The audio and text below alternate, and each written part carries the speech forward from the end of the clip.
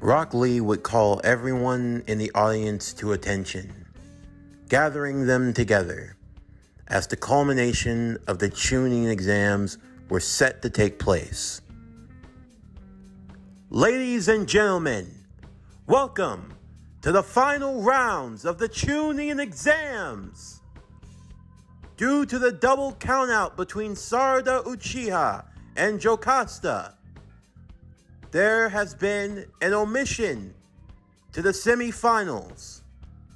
Instead of Obadiah being given a pass, it has been decided that the final round will commence. It will be a three-way deadlock battle between the three finalists. First, representing the Hidden Leaf Village from Team 7, Boruto Uzumaki. Next, representing Team Katasuke via the Hidden Leaf in the Land of Fire, Obadiah. And finally, representing the Hidden Leaf, Mitsuki. And now, let the final rounds of the tuning exams begin. Boruto would look to his left, seeing Mitsuki, and then looking to his right to see Obadiah. Up in the stands, Hinata, along with her second child Yuto, were looking on as Sarada would join them from the infirmary, with Sasuke and Itachi standing behind her. They went to check and see how she was doing after her battle draw with Jocasta. They commended her for her ability and assured her that she'd get her chance to fight in the finals someday. Sarada, thankfully, wasn't in too bad of a state, just being knocked out for a brief spell, but she was just in time to watch the finals. Meanwhile, Dr. Katasuke, along with his research team, was making sure that Jocasta would be up and at him once again, working and tweaking on her armor, as well as making sure there weren't any complications with her. For all it was worth, Dr. Katasuke did care about these kids. He had his own motivations, yes, but he had the utmost confidence in them, and if he believed that there was any trouble, then he would pull them out. However, everything had gone exactly as he'd wanted to. Of course, in a perfect world, the finals would be consisting of only his prized students, personally selected. But you have to make calculations. Things can't always go as you had hoped. But as long as you're prepared and you plan till the very end, you can often come out on top in even the worst of situations. For Dr. Katasuke, all the children were being monitored. All of their enhancements, as you'd call it. They were more than just scientific ninja tools. No, a true scientist learns from their mistakes.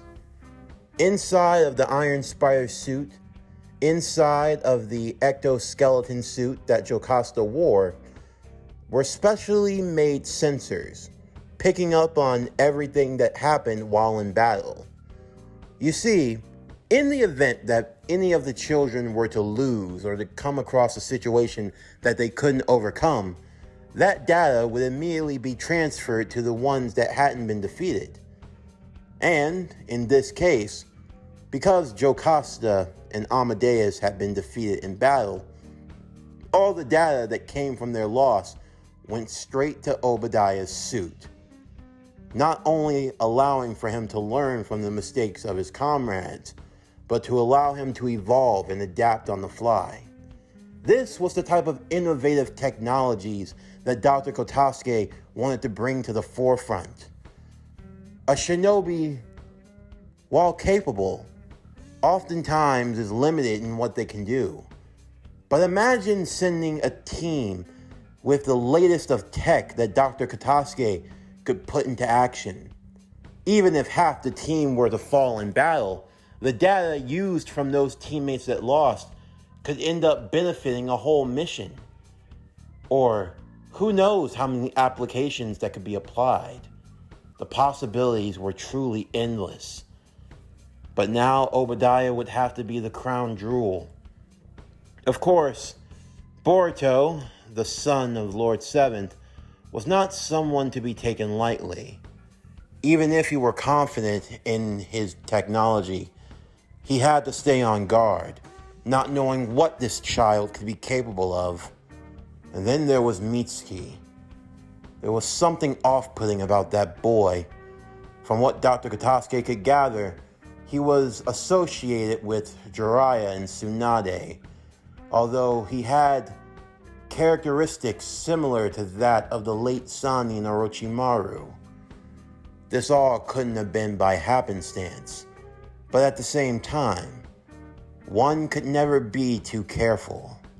And seeing as how easily he had been able to dispatch Amadeus and the Iron Spider, all that data was even more prudent in the use of the final battle. For a while, the three boys would stand in complete stillness, waiting to see what the others would do, wondering who was going to make a move first. That was when Obadiah had enough. He was through playing around. He held up his right hand, shooting out a powerful energy blast towards Boruto.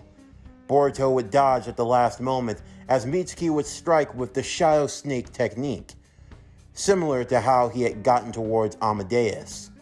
However, Obadiah would then lift up the left hand as he channeled out a fire jutsu. Yes, this armor was state-of-the-art, still first gen, but it was a work in progress.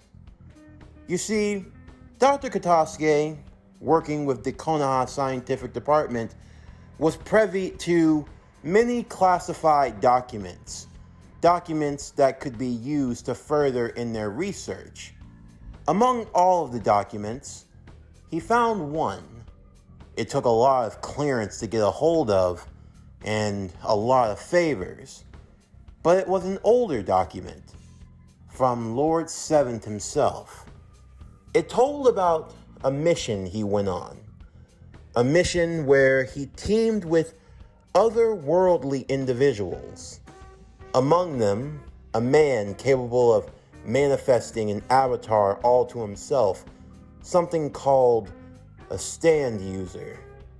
There was another boy who had what was an alien-like substance, black in color, that could glob onto his body and enhance his strength, something akin to a symbiote. The dossier would go on and on about the various members of this coalition of teams, but among them, the one that piqued his interest was a boy. And the name of the boy, Midoriya. It was said that he wore what was akin to a suit of armor, powerful, and that he had no other powers to speak of to go along with it. It was the description of this suit of armor and what it could do that really got Dr. Katasuke interested. Of course, Naruto wasn't the most scientific, nor was he the most accurate when it came to rekindling and rewriting some of his past memory and experience. So because of that, the doctor couldn't get in overall detail about what this suit of armor was capable of, but he got rough estimations as to what it could do.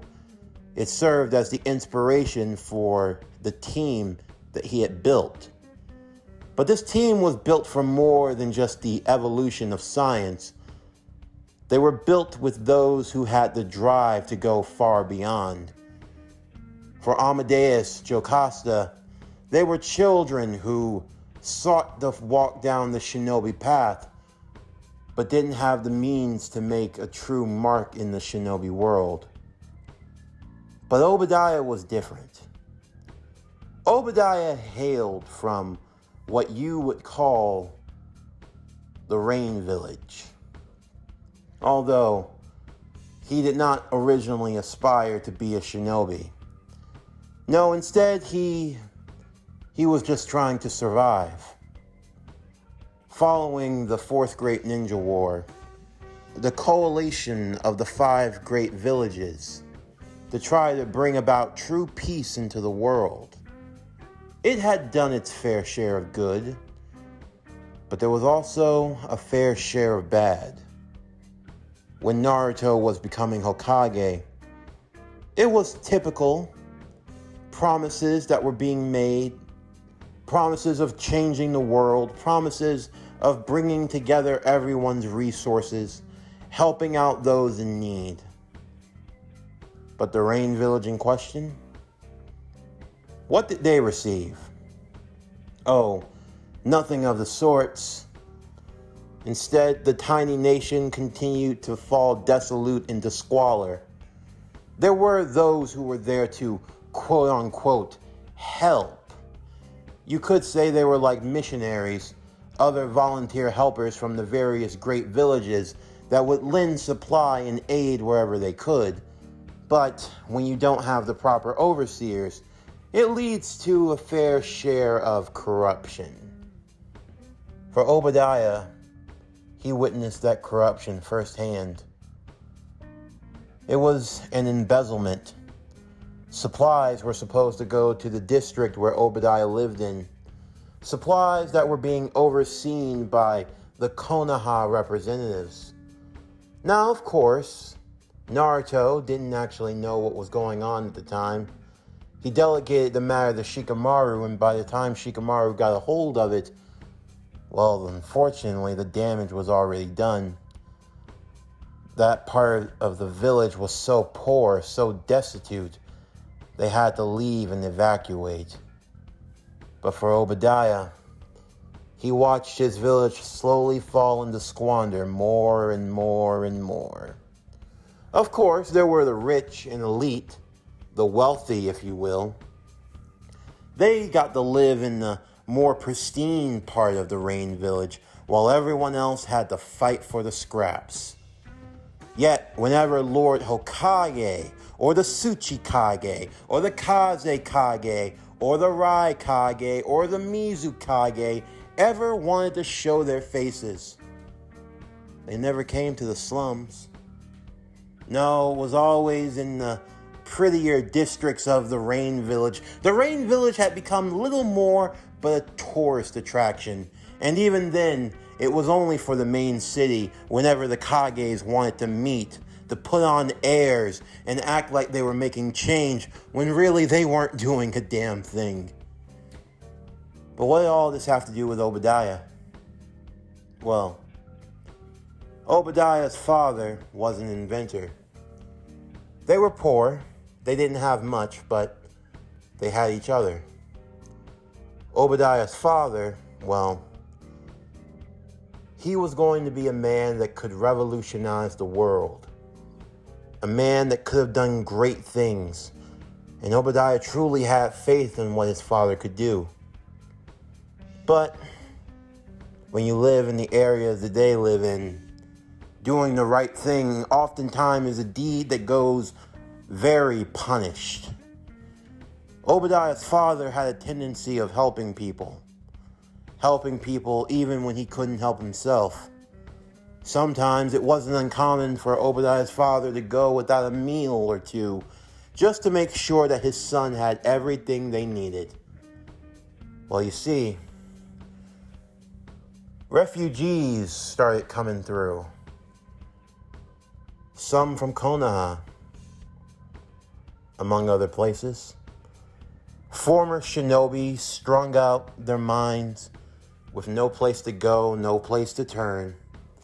People who were radical, who believed in the ways of Madara, who believed that maybe there could be a world without winners and losers. Those who believed that the shinobi system had failed them a long time ago. They were radicals, to say the least, and they took up residency in Obadiah's part of town. Of course, they weren't supposed to be here. They were rogue ninja that should have been taken care of by their respective nations. But once again, when you're living in the slums, no one turns an eye to you. Not even the famed Hokage.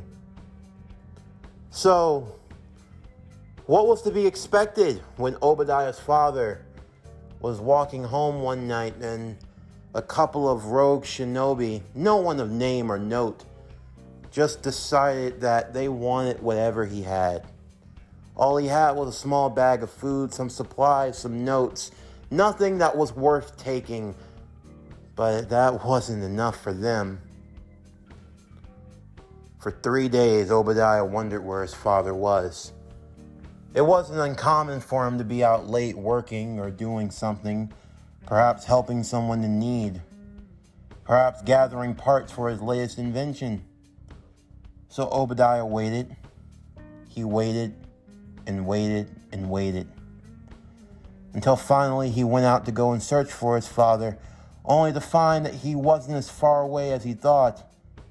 He found his father's lifeless body laying in the street with a bag of rotten food, his books, a couple of notes, stained in his blood. That was when Obadiah felt true loss at such a young age. And from there was no one that could take him in. He had nothing except the old tools and supplies that his father scrounged around.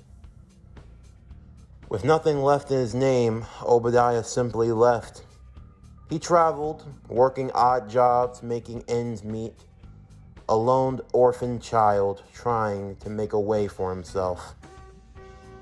Eventually, he thought he'd never get the opportunity, but by some miracle, he made his way to the big city itself, to the capital of the Rain Village. And at that time, just so happened to see the 7th Hokage himself. And he gave a speech, a damn good speech, a speech about how they were making change, progress. There hadn't been a war or a major conflict in almost 9 years. And he called it progress. He had the nerve to call it progress. Obadiah simply rolled his eyes, but every now and again, that speech would play out. And slowly but surely, Obadiah became more and more pissed. He didn't care about what the Hokage had to say. He could talk all he wanted. In the end, he knew the truth. The world was as messed up as it had always been.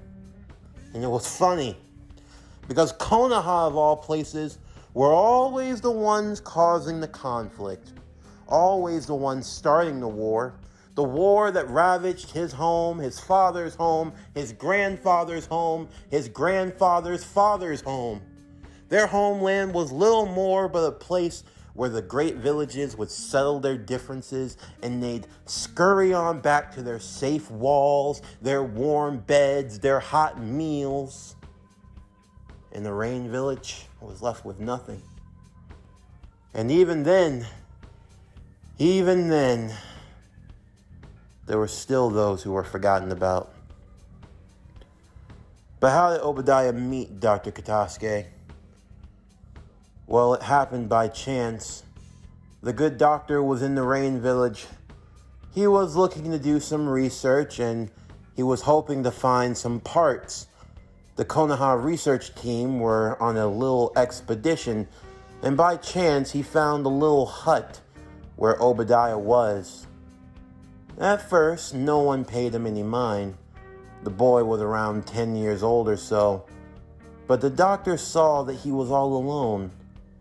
And even more so, that the boy was working idly on something. The doctor took an interest in him, and after reading over the notes, he saw that the boy had potential, just like his father, but that he couldn't do anything the way he was now. Of course, when the good doctor learned about his story, he comforted him, truly felt sorry for the child. And of course, among other things and against popular convention, perhaps it would have been unwise to try to take residency in the Land of Fire. But the good doctor decided to take Obadiah under his wing to make him his own personal protege. That together, they could revolutionize the world and truly show that the shinobi were obsolete. So after years of working, years of planning, scrapping, clawing, going to a drawing board over 1,000 times, they had finally created the Mark I, the magnum opus, the beginning. This was the crown jewel for Dr. Kotasuke. This suit of armor was going to be the first of many. It would change the world to a way that it would never be the same again. And for Obadiah, he could get his own pound of flesh. Perhaps he couldn't fight the Hokage. Perhaps he couldn't get revenge for his father, but he could hurt his son. And in this environment, he had free range to do as he pleased. Back in the arena, the fight would rage as Boruto was fending for his life. Obadiah seemed to be targeting him specifically, although the both of them would have themselves hit their hands full, as Mitsuki would strike at the most opportune of times. For Obadiah, his suit had the highest of countermeasures possible, having over 100 different fighting combinations, the 2 Kota gauntlets that were enabled in either of the gauntlet fists, allowing for the Kota gauntlets to perform any level of ninjutsu without any needs of training. In fact, all they had to be supplied with were miniature scrolls that had jutsu already sealed within them. And as for the suit, it had many different options to choose from. Among many things, Boruto would learn the hard way, as he would even pull out a chakra saber, almost managing to slice at Boruto's arm. Using his ice release, Boruto would create a weapon purely out of ice, although incredibly dense and strong. It mirrored that of a miniature executioner's blade, given how much of his training before the finals that he'd spent carrying the real thing. He could mimic one in size and strength, even with just pure ice, funneling his chakra into it to make it strong enough to crack metal and break bones. As for Mitsuki, he was using the true inheritance of his power, being able to call upon the mystic arts and the shinobi arts, creating magical constructed shields and other weapons also, while striking with his snake-like ninjutsu and countering with streaks of lightning. He attempted to capture both Obadiah and Boruto, as he would use the Earth-style Earth Swamp Jutsu, attempting to trap them within the mud that was as thick as cement. Boruto would use the winds of Watum to break himself free, while Obadiah would use the rocket propulsion in his boots to fly out of harm's way. However, it was then that Mitsuki would then layer out the next form of his plan. As the two of them had gone up into midair, Obadiah saw this as an opportunity to tackle at Boruto. Boruto would counter using the images of Icon, creating multiple images of Boruto, allowing as a form of distraction to get away and plan out the next strike of his operation. He figured the best thing he could do was buy himself cover, as Boruto would use the hidden mist style Mist Jutsu, creating a thick fog within the battle arena. Of course, for Chojuro the Mizukage, it was clear to see that Boruto was picking up on a lot of techniques from the Mist Village, although that could be chalked up to his teacher and his uncle, Zabuza Momochi, Demon of the Hidden Mist. Of course, for Zabuza, he was pleased with how Boruto was performing. The boy was actually holding his own and landing some critical strikes, and the cheeky brat had even picked up on some of his techniques that he hadn't even taught him yet. That damn child of yours, Zabuza would say to Haku. Always trying to one-up himself. Show off, through and through, just like his father. I have to say, he truly is impressive. Indeed. But now the real fight's about to begin. It's obvious that Mitsuki boy still has another layer of power to go. And I doubt that flying metalhead's thrown out everything that he can do. So Boruto better watch himself. Boruto would attempt to move through the fog. Obadiah just stayed calm, his suit beginning to enter into sensory mode, feeling the presence of all life forms around him. He was able to pinpoint where Mitsuki was, and Boruto as well. Even when they thought that they couldn't be seen, Obadiah was able to take shots at them with ease. But Boruto anticipated this happening. It was at the last moment that he would use the icy tendrils of Ikaluth, using the ice-like tendrils to protrude from the ground, similar to what he had done against Sumire. He was hoping to ensnare Obadiah long enough to land a critical hit, although the power of his suit was much more than what Boruto would have anticipated. As he used the chakra saber, he would cut through the ice-like tendrils before making a beeline straight towards Boruto, who at the last moment would hold up both his arms before using the partial frost technique, coating his arms in a dense form of ice, allowing him to tank the slash from the chakra saber. Although severe, it would allow Boruto to keep going in the battle itself as they engaged in a flurry of taijutsu. Boruto's fist made of ice would crack against Obadiah's face, although the suit was able to stay intact as he would counter as well with a flurry of his own offense. Combination 334. Combination 279. Engage. Immediately, Obadiah would enter into a countering stance. Boruto was more of a hand-to-hand brawler than anything else when it came to his taijutsu. A rugged, tough exterior to say the least. For Boruto, his taijutsu consisted not so much fluidity as it did landing crucial strikes and blows. Because of the partial frost, it wasn't like Boruto's own flesh and blood of fists were colliding with the metal. No, Boruto had turned his arms into a solid ice, enhanced with chakra, making it a lot stronger. He was actually leaving some dents and scratches. But when Obadiah began to counter, Boruto felt the full brightened force of that suit being brought down upon him. Mitsuki wasn't one to be left out, as he would begin to channel his Sage Mode technique. Based on how the fight was going, he knew that this was where he was going to need to go. He couldn't maintain the form for long, but he wasn't going to need to. All he had to do was ensnare both of them, bind them up, and hold them into submission. If he could just get the win, he wouldn't have to go any further. The astral snakes would protrude from Mitsuki's sage-like cloak as it went charging towards Obadiah and Boruto, who would dodge out of the way at the last moment. Of course, Obadiah would use the chakra saber to cut away at the astral snakes.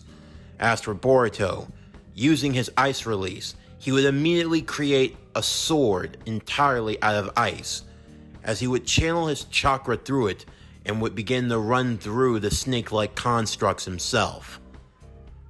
Eventually, all three boys would go colliding at one another at the same time, with Obadiah looking to finish this fight once and for all. He was going to charge up a unibeam blast through the chest plate of his armor. Hopefully he'd have enough for 2 shots, one for Boruto and one for Mitsuki. As for Mitsuki, he was charging in with his Sage Mode in hand, and beginning to create a Rasengan, as taught to him by Jiraiya. This, however, caused Jiraiya to become worried. If those 2 powerful attacks collided, the shockwaves could be astronomical.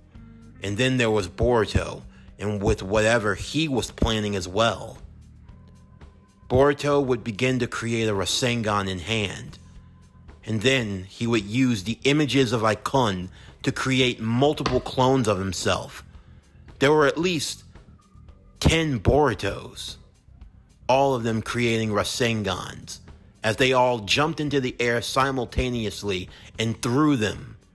All of the Rasengans would begin to dissipate and disappear. For Obadiah, he thought that Boruto had finally run out of steam, and now was the opportunity to take him out.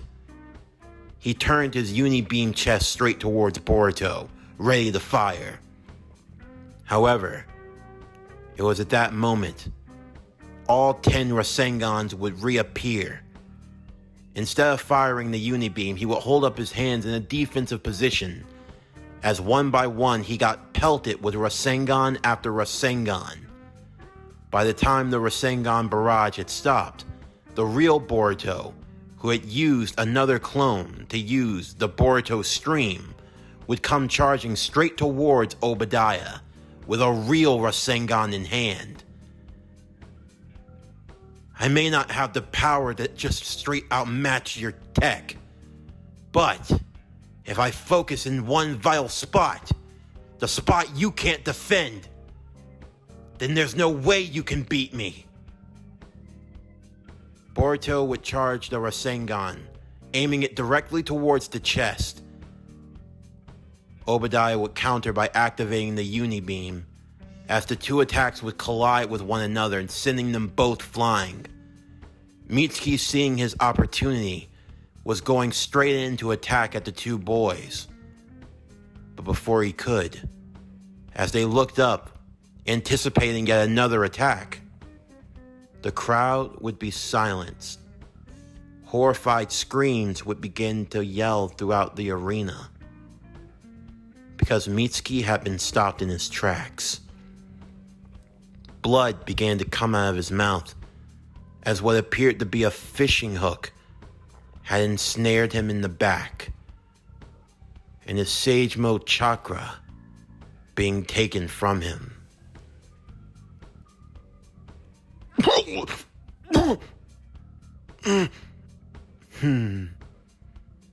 This day is just full of surprises, Urashiki said as he snatched away at the chakra. For a little brat, I must admit, this could have been very dangerous if left unchecked. Wouldn't you agree, Momoshiki?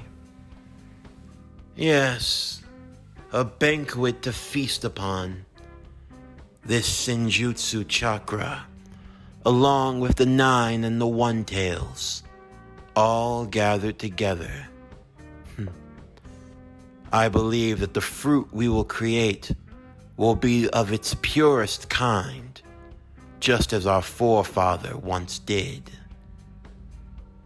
Naruto and the other Kage would immediately rush down to where the children were.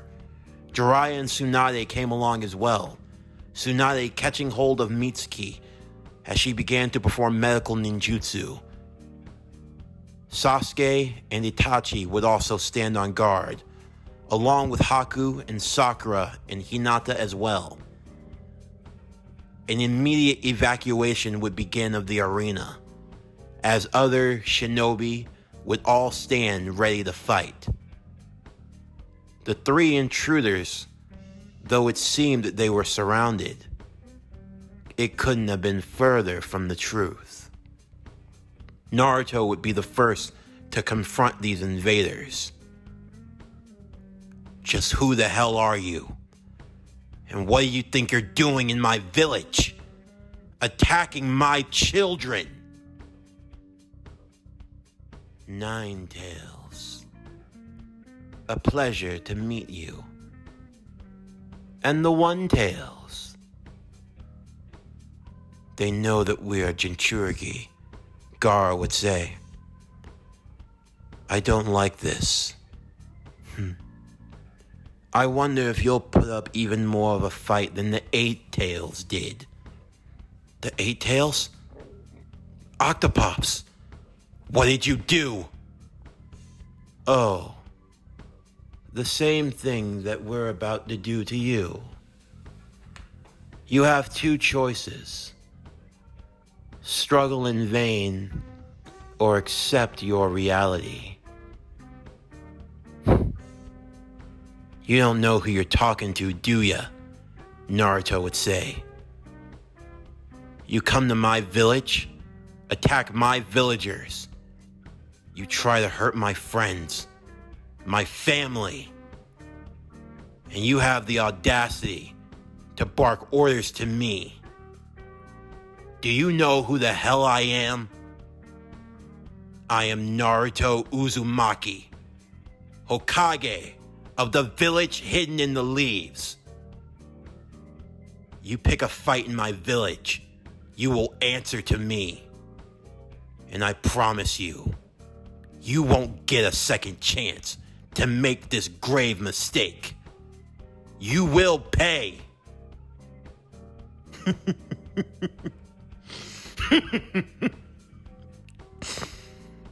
Such bravado, Momoshiki would say. I have heard this speech many times before. Many who felt the same as you, Naruto. But I can assure you, just like all the others, you will fall along with them. Because I can see your fate. And your fate is to fall at my hands. This is the will of the Otsutsuki clan. Destiny written in the stars that you cannot change. But you are more than welcome to try. This concludes Boruto the Sorcerer's Son. What if Boruto was a sorcerer? Season 1, Part 11. As always, if you enjoyed today's video, then please don't forget to like, comment, subscribe, share, and hit that bell for post notifications so you can stay up to date on everything that is PowerCore Productions and Podcastings that's to come out now and in the future. Stay tuned for tomorrow's video as we conclude Boruto the Sorcerer's Son. What if Boruto was a sorcerer? Season 1, Part 12, the Season 1 finale. But anyway, that's going to do it for the end of today's video. I'm Javon Harrington with PowerCore Productions and Podcastings, signing off, and I'll see you next time.